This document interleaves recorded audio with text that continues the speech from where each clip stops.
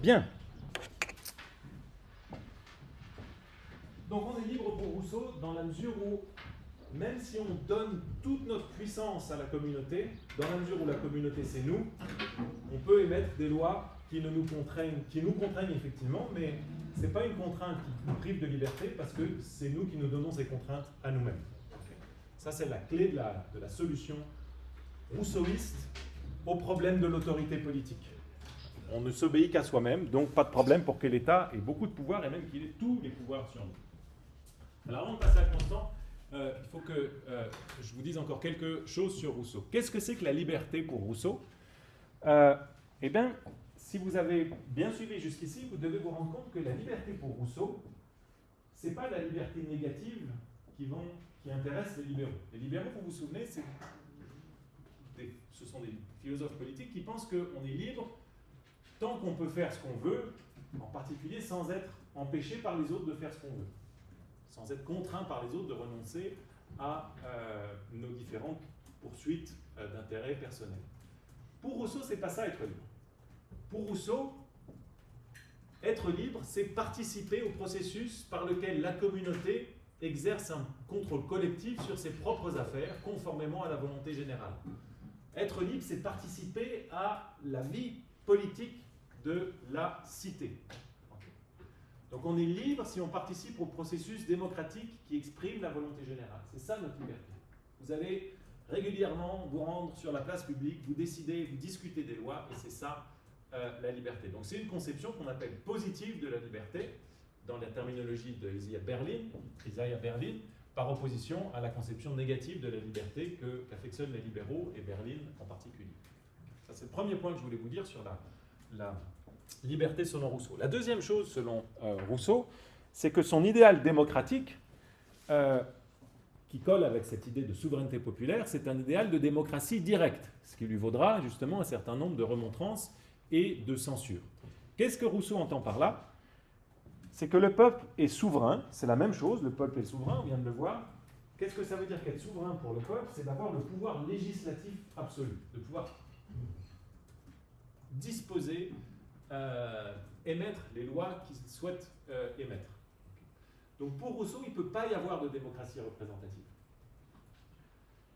Et ça, c'est un schisme énorme avec Locke notamment, et avec une des principales démocraties qui existent à l'époque, c'est la démocratie parlementaire anglaise, qui est fondamentalement une démocratie parlementaire. Regardez ce que dit Rousseau. La souveraineté ne peut être représentée pour la même raison qu'elle ne peut être aliénée. Vous ne pouvez pas aliéner, le peuple ne peut pas aliéner sa souveraineté. Toute loi que le peuple en personne n'a pas ratifiée est nulle. Ce n'est point une loi. Ce n'est point une loi, pardon. Ça veut dire, si vous élisez des représentants qui montent à la capitale et qui vous représentent et valident des lois, ben ça, c'est pas une loi pour Rousseau, parce que c'est pas vous qui avez validé la loi. Le peuple anglais pense être libre, il se trompe fort. Rousseau qui dit ça. Qui, d'après ses contempteurs, dont Constant va inspirer la terreur, ils disent non, c'est plutôt toi qui te trompes, cher Jean-Jacques, ici. Il ne l'est que durant l'élection des membres du Parlement, sitôt qu'ils sont élus, ils sont esclaves, il n'est rien. Donc si vous êtes dans une démocratie parlementaire, représentative, eh bien pour Rousseau, vous êtes des esclaves des personnes que vous avez élues parce que finalement elles décident pour vous. Donc, qu'est-ce qu'il faut faire pour Rousseau? Eh bien, c'est un idéal très naïf en un sens, c'est de dire c'est tout le peuple qui doit se réunir régulièrement pour voter des lois. Et Rousseau recommande qu'on cherche à s'approcher de l'unanimité quand on vote des lois, surtout sur les textes pluriels importants. Par ailleurs, quand vous votez des lois, quand vous allez chaque troisième mardi du mois sur la place publique pour décider des lois que vous adoptez, eh bien, en tant que citoyen, chacun d'entre nous devons n'avoir en vue que l'intérêt général. Et ça, c'est la raison pour laquelle Rousseau recommande d'interdire les partis et les groupes d'intérêt. Il recommande, je disais ça tout à l'heure en réponse à Mélina, que chacun se décide seul. Si vous avez un parti, un groupe d'intérêt, il y a de fort à parier, dit Rousseau, que ce parti biaise votre volonté, dans le sens d'un intérêt particulier. Donc si vous êtes dans le syndicat des étudiants, le syndicat des étudiants va vous conduire à défendre les intérêts des étudiants. Les intérêts des étudiants, ce n'est pas la volonté générale. Donc, interdisons les syndicats étudiants. Ce n'est pas vraiment des exemples que prend Rousseau, mais vous voyez l'idée. Il y a un petit bémol ici que je passe. Je reviens à la dernière puce ici. Ça, c'est pour le pouvoir législatif. Okay. Rousseau est bien conscient que le pouvoir exécutif doit être élu par le peuple, mais le pouvoir exécutif, c'est juste celui qui est en charge d'exécuter les lois, et puis ensuite il y a le pouvoir judiciaire. Ça appartient effectivement à des sous-groupes d'individus. Ce n'est pas tout le peuple qui constitue le pouvoir exécutif, ni le pouvoir judiciaire. Donc là, effectivement, on attribue des pouvoirs à certains sous-groupes d'entre nous, mais ce qui est crucial pour Rousseau, c'est que le peuple puisse défaire à n'importe quel moment le pouvoir exécutif. Donc nous, tous ensemble, le peuple, on émet des lois. Parmi nous, un certain nombre d'entre nous vont devenir les garants du pouvoir exécutif, mais si on n'est pas content d'eux, on doit pouvoir les démettre à n'importe quel moment. Donc c'est une démocratie très exigeante, où chacun vote, chacun se retrouve régulièrement, où on cherche à s'approcher de l'unanimité dans les décisions, et où il n'y a aucune représentation politique. Okay. Bien, alors une question qui va beaucoup tracasser Constant, mais que vous vous posez peut-être, c'est de dire, oui, mais il me dit, Rousseau, qu'il faut venir tous les troisièmes mardis du mois décider des lois au nom de l'intérêt général, mais qu'est-ce qui se passe si, moi personnellement, je ne veux pas l'intérêt général, je ne veux pas les choses générales que tous les autres veulent. Donc, Charlotte, elle n'est pas d'accord, elle veut vraiment peindre sa maison en rose fluo, nous on a tous voté pour pas de rose fluo à Neuchâtel, elle n'est pas contente. Qu'est-ce qu'on fait avec Charlotte ici? Est-ce que sa liberté, elle n'est pas limitée par le fait qu'on ait décidé que la couleur des façades ne pouvait pas être rose bonbon?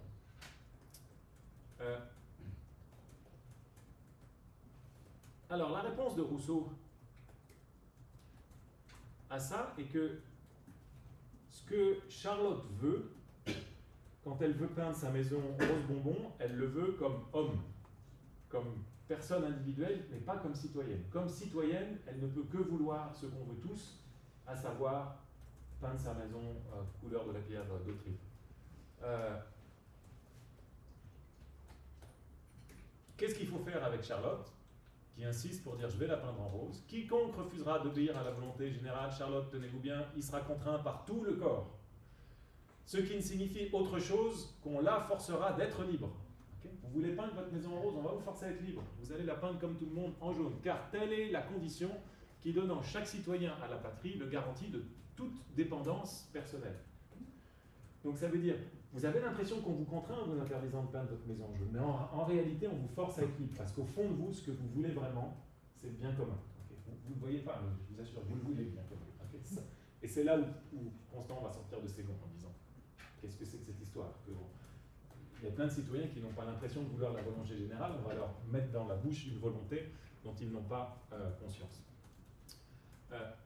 Regardez bien, donc ça c'est une citation qui a été évidemment, vous imaginez bien, on le forcera d'être libre, il sait très bien ce qu'il écrit, Rousseau, il voit bien le paradoxe de la chose, ça lui a été reproché, mais il faut bien voir ce qu'il est en train de dire.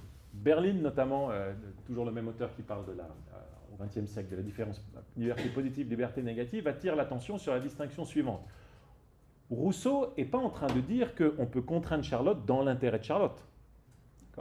Ça, ce serait une théorie, ce serait une approche paternaliste que les libéraux n'aiment pas non plus, mais ce serait dire, bon, Charlotte, dans votre intérêt, je vous empêche de fumer, parce que c'est pas bon pour votre santé. Vous n'êtes pas d'accord, mais faites-moi confiance, ça vous fera du bien. Okay, ça, en soi, ça peut déjà être problématique. Un libéral dira, non, on n'est pas là pour faire le bien des individus contre leur gré, si ils veulent se faire du mal, libre à eux. Mais ce que dit Rousseau, c'est pas ça. Il n'est pas en train de dire, on fait du bien à Charlotte contre sa volonté.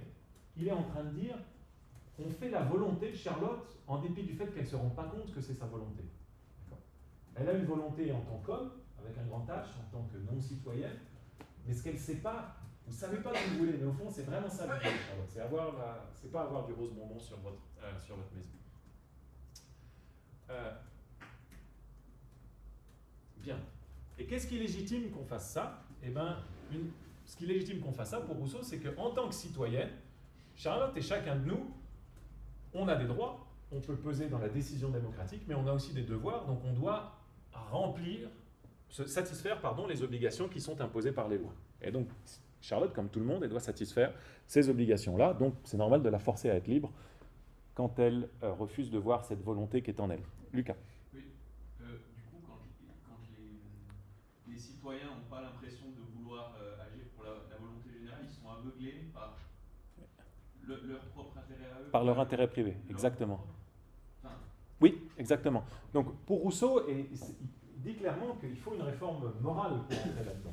C'est aussi un reproche. Alors ça, Constant le dit un peu moins à ma connaissance en tout cas, mais c'est un reproche qui est fait à Rousseau de dire, pour que ça marche ton histoire, il faut que les individus deviennent moralement distincts de ce qu'ils sont maintenant. Parce que Sherlock est obsédé par la couleur de sa maison, ça ne va pas marcher si on a des Sherlock notre histoire. Il faut des gens, pardon Sherlock, mais un petit peu plus, qui se préoccupent un peu plus du bien commun. D'accord ? Et Rousseau pense qu'il va y avoir une vraie réforme morale si on entre dans ce système politique ou pas. Nature, dans ces institutions, les individus vont quitter l'amour-propre qui a conduit à la dégénérescence sociale, vont arrêter de se comparer et vont vraiment se soucier du bien commun. Évidemment, ils prêtent le flanc ce faisant à un reproche d'utopisme en disant mais enfin, tous ceux en général qui ont commencé à proposer des solutions politiques en disant on va changer les hommes, ils vont devenir moraux, ils vont devenir solidaires, ils ont souvent été déçus parce que c'est pas facile de changer la nature humaine. Arnaud.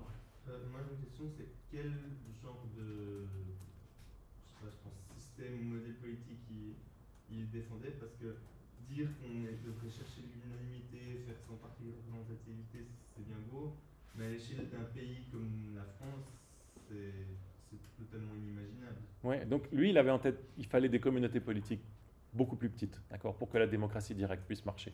Donc si vous voulez trop grand, ça ne marche pas, il faut qu'il y ait quelque chose. Est-ce qu'on pourrait peut-être parler d'une sorte d'anarchisme communal? Ah non, c'est pas d'anarchisme, parce que dans l'anarchisme, vous n'avez pas de loi. Là, vous avez des lois. Okay, vous en avez potentiellement beaucoup des lois. Hein, puis vous avez des lois qui sont légitimes. Dans l'anarchisme, non seulement vous ne devez pas avoir de loi, mais pour la raison que les lois ne sont pas légitimes. Ici, vous avez des lois qui sont légitimes. Mais par contre, communal, oui, parce que c'est petit. D'accord ? Pour que ça fonctionne, c'est petit. Et c'est un des autres reproches d'applicabilité qu'on va faire à Rousseau, c'est de dire ton système, il est peut-être bien si on est... Mais imaginez juste nous dans cette pièce, si on part tous sur une île vivre ensemble, l'unanimité, elle ne va pas être facile à obtenir pour savoir comment est-ce qu'on partage, qui c'est qui a le droit d'habiter un peu plus près de la mer, celui qui va... Enfin, il n'y a pas assez, il n'y a plus assez de notre coco, comment est-ce qu'on partage? Très vite, il va y avoir des conflits. Donc, il y a quelque chose de très utopiste à la fois dans la réforme de la nature humaine que suppose le fait qu'on se préoccupe de l'intérêt général et dans le fait qu'on peut s'approcher de l'unanimité. Il ne dit pas qu'il faut atteindre l'unanimité, il dit qu'il faut chercher à s'en approcher.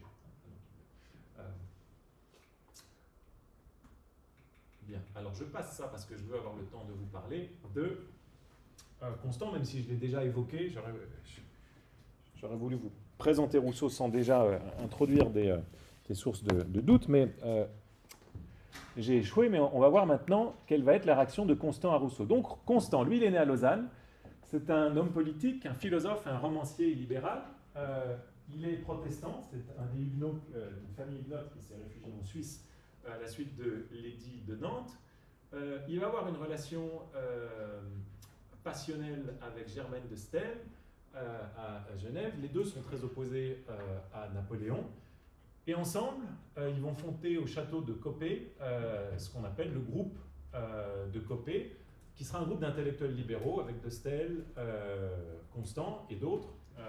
Récemment, il y a certains philosophes libéraux qui ont refondé l'Institut Coppet sur cette base-là.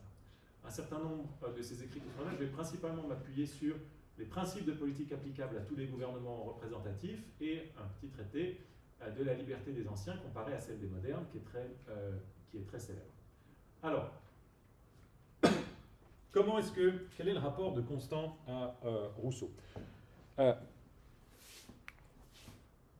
Pardon, il ne faut pas que je mette droit des individus ici. Il y a un certain nombre de points sur lesquels Constant apprécie Rousseau.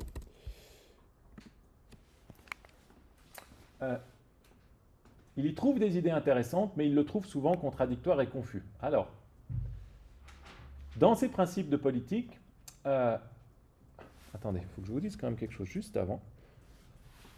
Regardez quelque chose. Ah, vous avez vu comme c'est chic mon truc? En fait, on voit rien. C'est juste pour faire ça. Je peux avancer maintenant.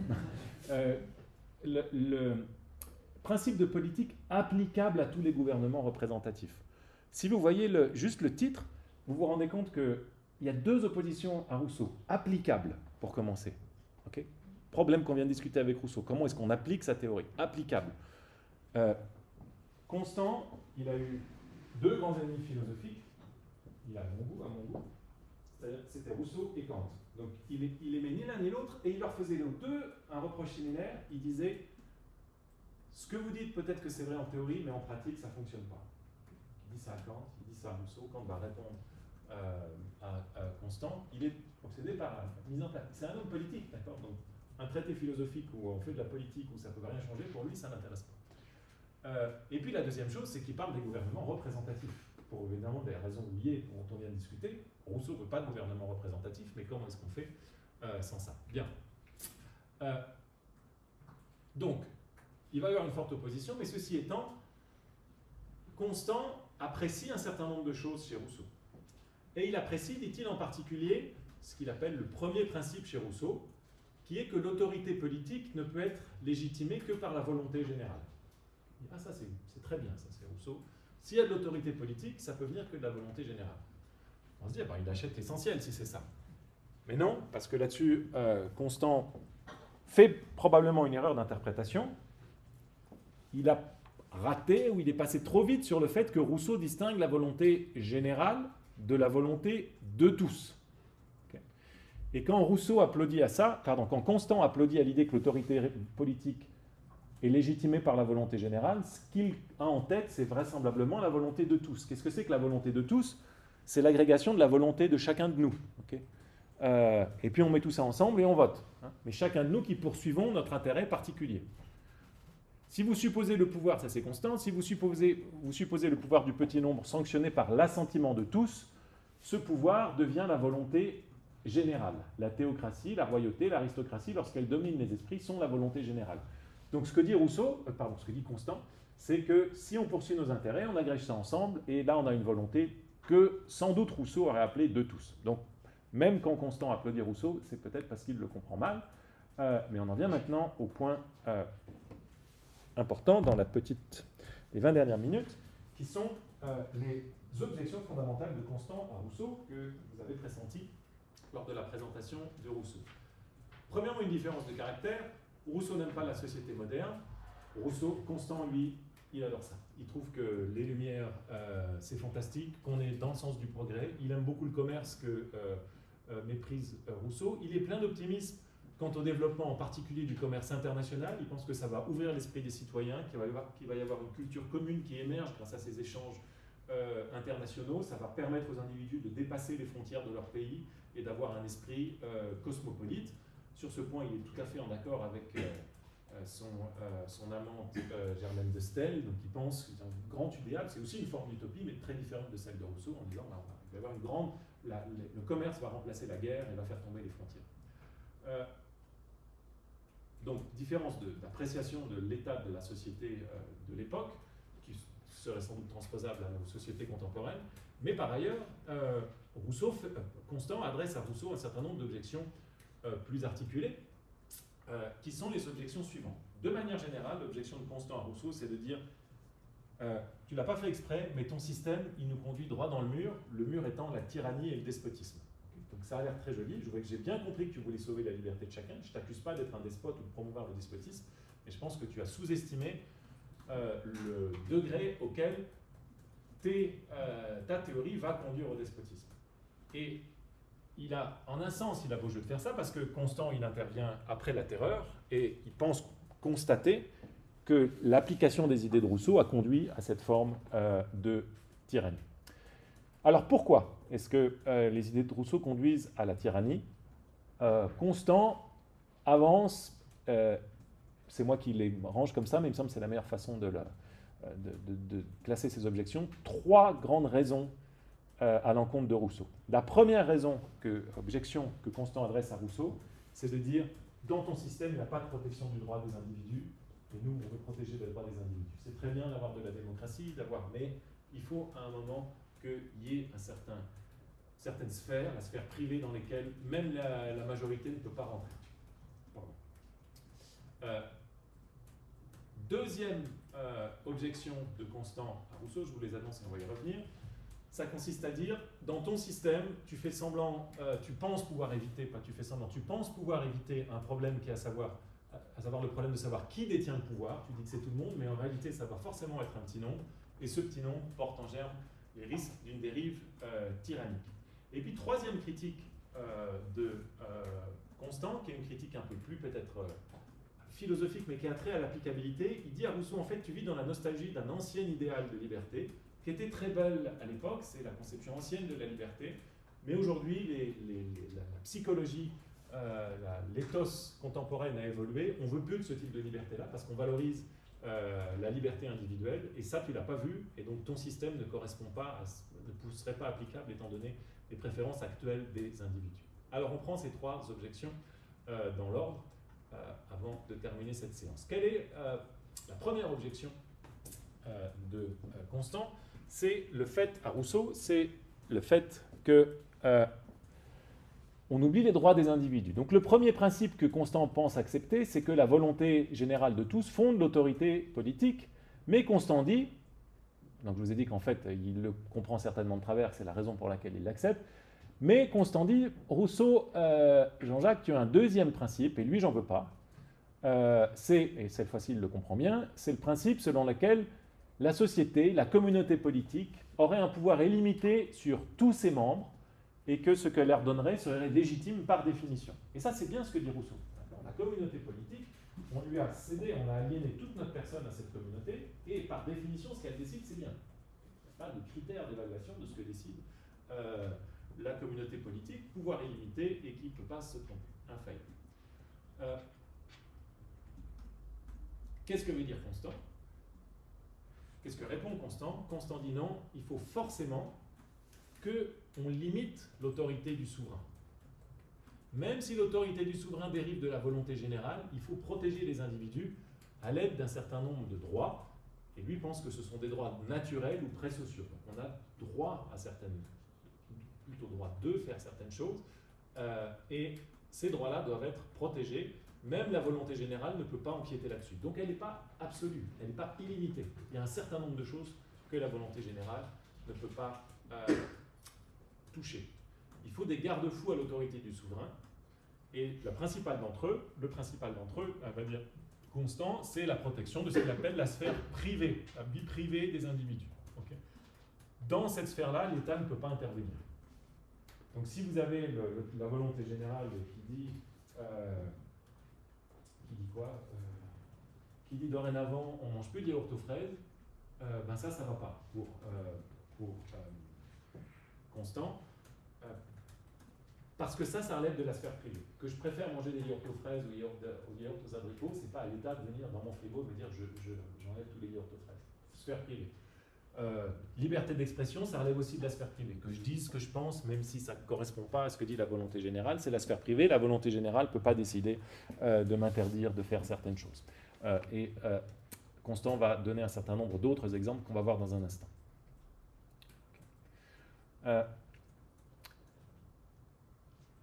Et donc, contrairement à ce que dit Rousseau, qui dit « si vous donnez tout à la volonté générale, vous perdez rien », Constant dit, lui, non, les droits de l'individu, ils ne peuvent pas être compensés par le fait que l'individu participe au pouvoir social. Le fait que vous alliez voter tous les deuxièmes samedis du mois sur la place publique, peut-être que ça vous donne une liberté, la liberté des anciens, va dire Constant, peut-être que c'est épanouissant à certains égards, et il aurait même envie que ce le soit. Constant partage avec une certaine nostalgie cet idéal de la liberté des anciens, mais il pense que ça, dans tous les cas, ça ne peut pas compenser pour le fait que votre sphère privée doit être protégée de l'intrusion des décrets du souverain, okay, même si vous participez à ces décrets. Voici ce que dit Constant. La souveraineté n'existe que d'une manière limitée et relative. Tout le contraire de Rousseau, dès la première phrase. La souveraineté pour Rousseau, elle est totale, la volonté générale. Au point où commence l'indépendance et l'existence individuelle, s'arrête la juridiction de cette souveraineté. Si la société franchit cette ligne, elle se rend aussi coupable que le despote. Poursuit, Rousseau a méconnu cette vérité et son erreur a fait de son contrat social, si souvent invoqué en faveur de la liberté, le plus terrible auxiliaire de tous les genres de despotisme. Okay, donc il faut protéger l'individu. Pareil, j'ai des passages en gras. Il est des objets sur lesquels le législateur n'a pas le droit de faire une loi, ou en d'autres termes, que la souveraineté est limitée et qu'il y a des volontés que ni le peuple ni les délégués n'ont le droit d'avoir. Aucune autorité sur la terre n'est illimitée, ni celle du peuple, ni celle des hommes qui se disent ses représentants, ni celle des rois, à quelque titre qu'ils règnent, ni celle de la loi. Alors, quelles limites il faut imposer? Les citoyens possèdent des droits individuels indépendants de toute autorité sociale ou politique. Ça, c'est le droit naturel qu'il n'y a pas chez Rousseau, qu'il y a chez Locke. On a des droits avant même d'entrer dans une association politique. Et toute autorité qui viole ces droits devient illégitime.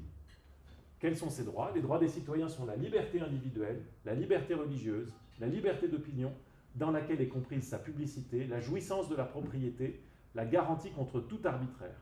Aucune autorité ne peut porter atteinte à ces droits. Donc vous voyez que dans cette optique prototypement libérale de Constant, on est avec des droits, et ce n'est pas parce que certains s'associent, et que même on fait partie de ceux qui sont associés, que l'autorité politique qui naît de cette association peut empiéter sur ces droits-là. Il faut protéger les droits de l'individu contre les droits du souverain. Alors, que va répondre Rousseau à ça? Enfin, il ne va pas répondre parce qu'il est mort au moment où écrit Constant, mais que va répondre quelle sera la réponse de Rousseau, vous pensez? Quelle serait la réponse de Rousseau à ça?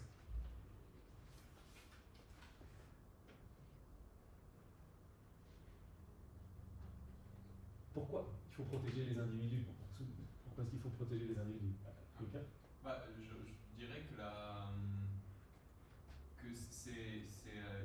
il penserait que ce serait impossible pour la volonté générale d'aller justement violer ses droits fondamentaux. Peut-être qu'il serait d'accord avec Constant sur certains de ces droits qui seraient judicieux de préserver. Il dirait de toute façon la volonté générale elle serait, ou le souverain serait infaillible. Alors il n'y aurait pas lieu de dire que des garde-fous pour l'empêcher d'aller où elle n'irait pas de toute façon. Exactement. Pour Rousseau, ça c'est un problème qui ne peut pas exister. La volonté générale, c'est notre volonté. Comment voulez-vous que le souverain aille contre notre volonté? C'est nous le souverain. Donc Rousseau, il lit ça, il fait se dire, mais de quoi il me parle? Il n'a rien compris à ce que je raconte. Donc le peuple ne peut pas se contraindre lui-même, donc il ne peut pas s'obéir à lui-même, c'est nous le peuple. C'est nous le souverain, pardon. Il n'y a donc aucun risque de tyrannie parce qu'on ne peut pas être son propre tyran. D'accord? Donc Rousseau dit, Constant dit, il faut protéger les individus du tyran. Rousseau dit, si vous adoptez mon système, il n'y a pas de tyran possible, parce que ceux qui font les lois, c'est nous. Donc, à partir de là, on ne peut pas se réduire à la soumission. Okay. Alors, c'est là que la seconde christique de Constant intervient. À savoir que, pour Rousseau, Constant va répondre à Rousseau en disant, oui, ça c'est bien joli ta réponse, mais ça marche tant qu'on peut dire, comme tu le dis, que le souverain et le peuple, c'est la même chose. Mais moi, je pense qu'en pratique, le souverain et le peuple, ce ne sera jamais la même chose. En tout cas, ce ne sera souvent pas la même chose. Et dès qu'il n'y a plus d'identité entre le souverain et le peuple, eh ben, le risque que le souverain impose des lois que le peuple ne veut pas devient réel. D'accord? À ce moment-là, Rousseau ne peut plus répondre, eh ben, c'est à nous-mêmes qu'on obéit. Non, parce qu'on obéit à une personne ou un sous-groupe de personnes qui sont celles qui, dans les faits, vont faire les lois. Donc ça, c'est la deuxième critique complémentaire de Constant à Rousseau, c'est de dire, si on essaye d'appliquer ta théorie, on doit se poser la question de savoir qui détient vraiment le pouvoir législatif à l'arrivée.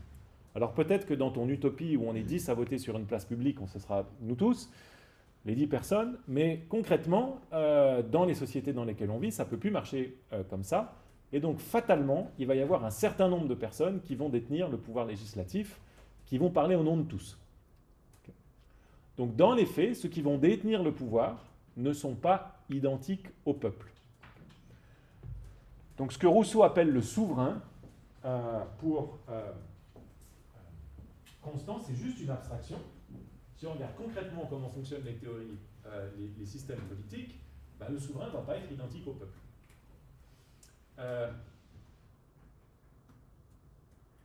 Donc forcément, si vous donnez le pouvoir à quelques-uns, tout ça je vous l'ai dit déjà, si vous donnez le pouvoir à quelques-uns, là, il y a le risque que ces quelques-uns en abusent. Je donne quelques citations pour insister sur une forme de... Cette objection, deuxième objection centrale de Constant, de dire le pouvoir de tous, c'est une mythologie où ça existe dans un monde utopique, mais concrètement, c'est toujours le pouvoir de quelques-uns, et c'est pour ça qu'il faut protéger les droits des individus. L'action qui se fait au nom de tous étant nécessairement de gré ou de force à la disposition d'un seul ou de quelques-uns, il en arrive qu'en se donnant à tous, il n'est point vrai qu'on ne se donne à personne. On se donne au contraire à ceux qui agissent au nom de tous. Okay. Même si vous dites que l'action se fait au nom de tous, qui c'est qui dit l'action se fait au nom de tous? C'est les quelques-uns qui font les lois. Okay, c'est pas tout le monde. Et donc, quand Rousseau dit, en fait, quand on se donne, quand on aliène tout ce qu'on est, notre puissance, notre personne, à la volonté générale, en réalité, on ne se donne pas à tout le monde, on se donne à quelques-uns. C'est Arnaud qui a le pouvoir maintenant. Arnaud et Cyril, ils ont le pouvoir législatif. Et quand on se donne à eux. D'accord ? On dit, maintenant, vous avez le droit de faire des choses pour nous. Mais même si vous faites ça, on n'est pas sûr de maintenant, ils ont le pouvoir législatif dans leurs mains. Même si au départ, ils sont bien disposés, ça peut mal tourner. Donc, on a quand même intérêt à avoir des garanties. Et ces garanties, dit Constant, c'est précisément nos droits naturels. Rousseau oublie que tous ces attributs préservateurs qu'il confère à l'être abstrait, qu'il nomme le souverain, résultent de ce que cet être se compose de tous les individus sans exception. Or, sitôt que le souverain doit faire usage de la force qu'il possède, c'est-à-dire aussitôt qu'il faut procéder à l'organisation de l'autorité sociale, comme le souverain ne peut l'exercer par lui-même, il la délègue et tous ses attributs disparaissent. Donc on ne peut pas tous ensemble décider des lois, forcément ça va être un sous-groupe qui le fait, et à partir de ce moment-là, le souverain n'est plus le souverain, d'accord ? Plus le souverain dans le sens identique au peuple. Donc un froid réalisme sur comment est-ce qu'on prend, maintenant je vais appliquer la théorie de Rousseau, qui va décider des lois. Constant ajoute à cette considération une critique très sévère de Rousseau en disant c'est pas juste que Rousseau ouvre la voie au despotisme, mais c'est aussi que le despotisme auquel il ouvre la voie est d'un cynisme qu'on n'avait jamais rencontré, même dans les pires tyrannies jusqu'ici. Pourquoi ? Parce que dans une tyrannie standard, c'est Cyril notre despote. Okay, il se présente comme un despote, il dit hey, je suis méchant, je vous prends l'argent, il essaie pas de se légitimer, il dit juste j'ai les armes, je peux vous soumettre. Donc il y a pas de. On est tous d'accord sur une chose, c'est que c'est un tyran, même lui est d'accord. Okay, dommage pour vous. Ça c'est la bonne vieille tyrannie, comme on l'aimait bien. Mais la nouvelle tyrannie auquel Rousseau ouvre la porte, c'est une tyrannie qui se présente comme vous laissant libre. Pourquoi ? Parce que Cyril continue à nous soumettre, à nous imposer toutes ses volontés, mais il le fait, puis il nous dit non, mais en fait c'est ce que vous voulez, vous ne vous rendez pas compte, mais c'est ce que vous voulez. Donc il nous dit donnez-moi tout votre argent, je vous assure, c'est votre volonté. Vous avez envie de me donner votre argent, vous ne le savez pas, mais c'est ça que vous voulez faire. Donc vous êtes libre.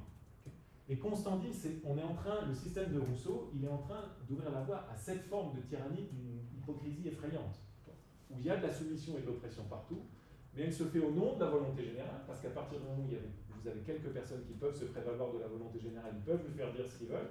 Ceux qui vont protester vont dire mais c'est pas ce que je veux, dire oui mais là tu parles en tant qu'homme, tu parles pas en tant que citoyen. En tant que citoyen, ce que tu veux vraiment, c'est ce que moi, ton représentant, je veux. D'accord ? Il est facile aux hommes puissants d'opprimer le peuple comme sujet pour le forcer à manifester comme souverain la volonté qu'il lui dicte. Il ne faut pour cela que frapper individuellement de terreur les membres de l'association et rendre ensuite un hypocrite hommage à l'association en masse. La souveraineté étant une chose abstraite et la chose réelle l'exercice de la souveraineté, c'est-à-dire le gouvernement étant nécessairement remis à des êtres d'une autre nature que le souverain, puisqu'ils ne sont pas des êtres abstraits, il faut prendre des précautions contre le pouvoir souverain. Donc, Cyril dit à Charlotte, c'est lui qui décide maintenant. Il n'aime pas le rose, il dit Charlotte, pas de rose bonbon sur votre maison. Charlotte dit mais pourquoi c'est pas juste. Il dit Charlotte, c'est ce que tout le monde veut, c'est ce que la volonté générale veut. Il a demandé à personne Cyril, il est juste en train. Et vous voyez la forme particulièrement effrayante de tyrannie à laquelle Rousseau ouvre la voie. Je vous dis juste la première phrase, ces représentants de la volonté générale ont, donc évidemment Rousseau n'accepte pas la première phrase, il n'y a pas de représentants de la volonté générale, mais Constant pense qu'il a montré qu'il fatalement il y aura des représentants de la volonté générale. Ces représentants de la volonté générale ont des pouvoirs d'autant plus redoutables qu'ils ne se disent qu'instruments dociles de cette volonté prétendue et qu'ils ont en main les moyens de force ou de séduction nécessaires pour en assurer la manifestation dans le sens qui leur convient. On prend prétexte de la volonté générale pour imposer la sienne propre. Bien, je termine par la dernière objection que Constant adresse à Rousseau, qui est une objection d'un genre un peu différent, en un sens un peu plus profonde dans son diagnostic. Donc Constant a écrit ce texte très célèbre de la liberté des anciens et des modernes, où il oppose deux types de liberté, que je vais vous présenter dans un instant. Et le nœud de la critique de Constant, c'est le suivant. Constant dit à Rousseau, en fait, tu es un nostalgique. Tu essayes de faire revenir une forme de liberté, qui était la liberté de la Grèce antique, tu essayes de la remettre au goût du jour, à une époque où on peut plus, où c'est plus applicable, parce que les personnes ne veulent plus ça. Moi j'aimais bien, dit Constant, la liberté de la Grèce antique, où on était libre parce qu'on participait à l'exercice de la démocratie. Mais aujourd'hui, à notre époque moderne, il se trouve que les individus accordent de l'importance aux individus, à leurs projets personnels. Ils ne sont pas simplement dans l'épanouissement, dans leur participation à l'effort collectif. Ils ont aussi envie d'avoir leurs propres choses, leur propre famille, développer leur passion, faire des tableaux, de la musique, de s'acheter des voitures, peu importe quoi. Des voitures pas encore à l'époque, mais les calèches. Et ces choses-là, maintenant, il faut faire avec. Donc il faut prendre en compte, autrement dit, la psyché du temps, l'air du temps, le fait, la manière, si vous voulez qu'un système politique marche, il faut regarder comment sont les personnes. Et déjà, à l'époque de Constant dit, on a une forme d'individualisme qui s'est mis en place où les individus chérissent leur liberté privée. Voici ce qu'il dit au début de ce texte de la liberté des anciens comparée à celle des modernes. J'examinerai peut-être une fois le système, c'est ce qu'il va faire ensuite, il n'y a pas peut-être en fait, j'examinerai peut-être une fois le système du plus illustre de ces philosophes, de Jean-Jacques Rousseau, et je montrerai qu'en transportant dans nos temps modernes une étendue de pouvoir social, de souveraineté collective qui appartenait à d'autres siècles, ce génie sublime, admiration malgré tout de Constant, qu'animait l'amour le plus pur de la liberté, a fourni néanmoins de funestes prétextes à plus d'un genre de tyrannie. Okay. Donc là, il essaye de mettre le doigt sur la source fondamentale de l'erreur de Rousseau, en disant « tu es un nostalgique, tu as été repêché une vieille notion de liberté, tu as voulu la transposer, et en faisant ça, malgré toi, tu as pavé la voie à la terreur et à d'autres genres de tyrannie. » Alors, de quelle liberté parle-t-on ici? La liberté des anciens, maintenant je pense que vous voyez de quoi il retourne, c'est ce que Berlin appellera la liberté positive, c'est la liberté qui repose à sa participation au pouvoir collectif. Donc on est libre si on participe à la vie de la cité. Constant insiste sur le fait que même à Athènes ou à Sparte, dans les différents idéaux antiques qu'on représente de cette liberté, eh ben, le citoyen était vraiment à la merci du pouvoir. Il rapporte l'anecdote de Terpente qui s'est fait condamner à mort parce qu'il avait ajouté, sans demander l'autorisation au pouvoir, une corde à sa lyre. Donc on est libre en tant qu'on participe à l'effort collectif, mais la protection des individus n'est pas un élément constitutif de ces systèmes politiques. Comme citoyen, écrit Constant, il décide de la paix et de la guerre, parce qu'il va délibérer avec tout le monde sur qu'est-ce qu'on fait, mais comme particulier, il est circonscrit, observé, réprimé dans tous ses mouvements. Ça, c'était avant. Ça allait bien à l'époque quand Constant ne pense pas, c'est pas un jugement de valeur qu'il aimait. Il ne dit pas que c'était une horrible oppression à l'époque, mais il se trouve qu'aujourd'hui, on accorde de l'importance à notre vie individuelle, et donc on ne veut plus de ça. La liberté des modernes, ça correspond à ce qu'on appelle, je l'ai dit déjà, la liberté négative. Ça consiste à pouvoir poursuivre son intérêt sans être entravé par les autres. Le but des modernes est la sécurité dans les jouissances privées. Et il nomme liberté les garanties accordées par les institutions à ces jouissances. Je veux pouvoir faire ce que je veux. Et je veux être sûr que s'il veut jouer au train électrique, Cyril ne va pas venir m'empêcher de le faire juste parce qu'il n'aime pas le train électrique. D'accord ? Cette liberté moderne, Constant dit, elle est anti-sacrificielle. Dans le sens où l'individu n'a pas le devoir de se sacrifier pour la collectivité. Comment est-ce qu'on a développé cette liberté moderne? J'aurais presque dû mettre une autre puce ici. Là, c'est en grande partie le commerce. Le commerce, ça nous a conduit à renforcer ce souci de notre intérêt particulier. On peut le regretter, mais d'un autre côté, comme je vous l'ai dit, Constant est très optimiste sur le commerce, parce qu'il dit ça remplace la guerre. Vous n'allez pas faire la guerre avec ceux avec qui vous commercez. Donc si vous avez besoin des pays d'à côté pour aller vendre, acheter différents biens, ben, ça va diminuer d'autant le risque de guerre. Le but des anciens était le partage du pouvoir social entre tous les citoyens d'une même patrie. C'était là ce qu'ils nommaient liberté. Le but des modernes est la sécurité dans les jouissances privées. Et ils nomment liberté les garanties accordées par les institutions à ces jouissances. Faute d'avoir aperçu ces différences, des hommes bien intentionnés par ailleurs, Jean-Jacques, ont causé des maux infinis durant notre longue et orageuse révolution. Et je veux juste terminer sur cette dernière citation célèbre de Constant. Donc, 3 objections. Je fais la synthèse. 3 objections à Rousseau. Tu as oublié les droits individuels. C'est pas vrai qu'on peut se passer des droits individuels parce que forcément le pouvoir politique sera dans les mains de quelques-uns et donc il faut préserver ceux qui n'ont pas le pouvoir politique. Et troisièmement, la raison qui t'a mue, l'idéal qui t'a mue, c'est un idéal d'un autre temps. C'était bien de vouloir développer une liberté en tant que participation à la collectivité, à la politique publique, mais ça ne correspond plus à ce que nous voulons aujourd'hui. Qu'est-ce que nous voulons aujourd'hui? On veut préserver chacun d'entre nous de l'intrusion du pouvoir. On veut préserver nos vies privées de la contrainte publique. Et cette citation célèbre de Constant, je termine là-dessus. Prions l'autorité de rester dans ses limites. Qu'elle se borne à être juste, nous nous chargerons d'être heureux. Ce n'est pas à l'État de nous imposer le bonheur. Donc la critique de Constant à Rousseau, c'est de dire, tu as voulu faire de nous des hommes heureux. Tu veux faire des institutions politiques qui développent notre bonheur malgré nous. Notre liberté, ça va être de participer à la vie publique. Ben, c'est plus comme ça aujourd'hui. Maintenant, on a envie chacun de s'occuper de notre bonheur et de le poursuivre comme on veut. Et on considère l'État juste comme quelque chose qui est utile, mais qui n'est pas essentiel au développement de nos personnalités et qui risque de notre bonheur et qui risque au contraire de limiter, qui peut limiter notre épanouissement.